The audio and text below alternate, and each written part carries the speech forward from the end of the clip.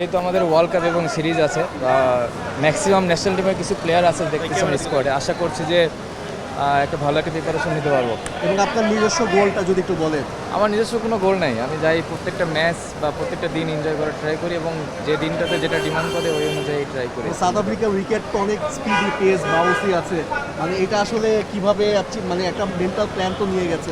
যেটা বললাম আগে, প্রিপারেশনটা অনেক ইম্পর্টেন্ট। যেহেতু আমাদের সামনে ন্যাশনাল টিমের ট্যুর আছে এবং ওয়ার্ল্ড কাপ আছে, সব কিছু বিবেচনা করেই চেষ্টা করবো যতটুকু প্রিপারেশন নেওয়া যায়। আর টিম ম্যানেজমেন্টে কোনো মেসেজ আসছে কিনা আপনার কাছে এই বিষয়ে? না, কোনো মেসেজ আসেনি।